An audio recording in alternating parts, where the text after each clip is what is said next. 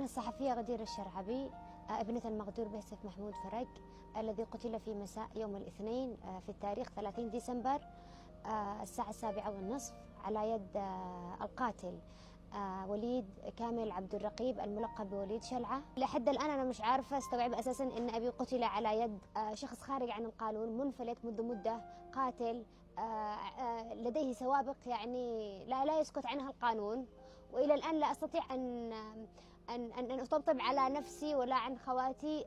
أمي في حالة يرثى لها، وضعها الصحي متدهور. كما قلت سابقا أن أمي تعاني من جفاف في العين وعملت عدة عمليات في صنعاء، ولكن يعني من كثرة الحزن على والدي وهي تشوف يعني أن روحه تطلع أمامها، ما عاد يهمهاش أي وضع صحي، يعني القهر يخلي الشخص يبكي 24 ساعة. خواتي شابات يرين أبوهن مقتول بهذه الطريقة البشعة التي لا ترضي أي رجل شريف وأي امرأة أصيلة حرة.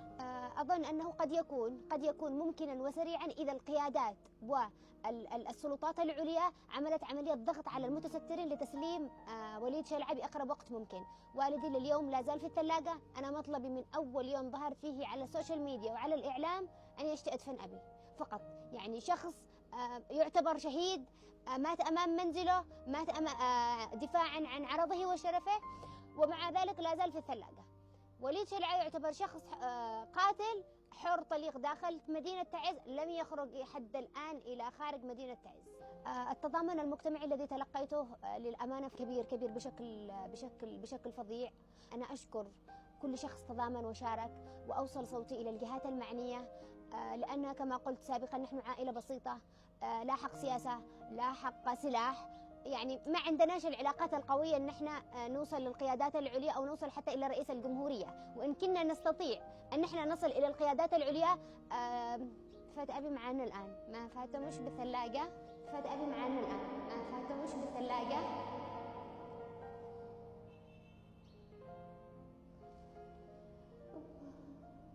في اشخاص تواصلوا معي حتى في التعليقات في الفيسبوك، في التويتر، في موقع اكس، حتى في اليوتيوب، حاولوا يعني تنظير القضية بزاوية كل من تخدم مصالحه يعني. ولكن أنا لآخر لحظة وإلى الآن أقول أنا مطلبي إلقاء القبض على وليد شلعة وكل شخص كان له يد في جريمة والدي والقصاص العاجل. هذا هو مطلبي من أول يوم أنا ظهرت فيه على السوشيال ميديا.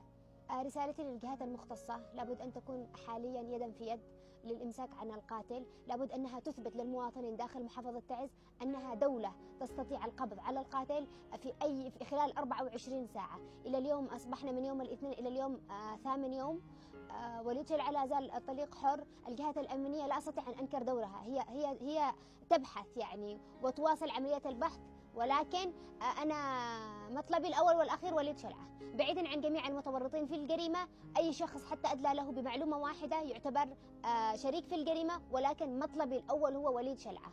تعز أنا من زمان والدي يعني حصلت فرص عمل كثيرة في دول خارج اليمن، ولقيت يعني على فرص ان انا اخرج من تعز. انا مش قادر اسيب تعز، تعز علمتنا حرية الرأي، حرية القلم، علمتنا حرية التعبير. تعز الثقافة، التعليم. أنا درست مدرسة وجامعة في تعز، ما حصلتش أي عملية قمع ولا سوى برأي أو حتى بحق من حقوقي. فلما وصلت لأكبر حق من حقوقي أن أنا أشتي أخذ حق والدي بيضيع، هذا يرضي من؟ كما قلت سابقا أن كل شخص متستر على وليد شلعة، سواء كان من القيادة أو حتى من المواطنين أو حتى من أبناء حارتي الذين يصلون إليه بمعلومات أو يعتبر مشارك في الجريمة، أي شخص ينشر على الفيسبوك أو على قنوات السوشيال ميديا أي معلومات مغلوطة، أنا لم أمس بشرف أي شخص، تم المساس بشرفي وتم خلق قصص هي غير صحيحة بتاتا. ومع ذلك أنا أشكر كل شخص كان يدخل على التعليقات وعلى هذه الفيديوهات وعلى هذه المنشورات يعني ويجيب رأيه انه لا تحرفوش مسار القضية مش كذا، البنت ما سبت شيء احد، انا طلعت ما سبت شيء احد ولا ذكرت اي قيادي. انا مطلبي واضح، القاء القبض على وليد شلعة والقصاص العاجل لوالدي فقط لا غير.